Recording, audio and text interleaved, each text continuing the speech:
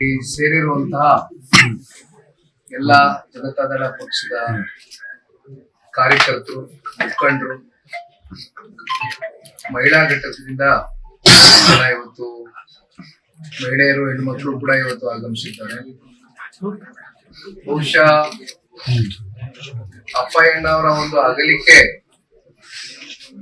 ನಾವ್ಯಾರು ಕೂಡ ಇಷ್ಟು ಬೇಗ ನಮ್ಮನ್ನ ಅವರು ಬಿಟ್ಟು ಹೋಗ್ತಾರೆ ಅಂತಕ್ಕಂಥದ್ದು ಕನ್ಸ್ಮನ್ಸಲ್ಲೂ ಕೂಡ ನಾವ್ಯಾರು ಕೂಡ ನಿರೀಕ್ಷೆಯನ್ನ ಇಟ್ಕೊಂಡಿರ್ಲಿಲ್ಲ, ಭಾವಿಸಿರ್ಲಿಲ್ಲ.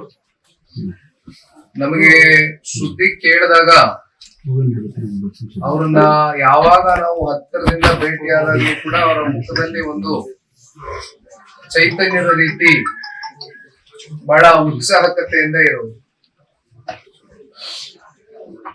ಬಹುಶಃ ಅವರ ಒಂದು ಅಗಲಿಕೆ ನಮ್ಮ ಎರಡು ತಾಲೂಕಿಗೆ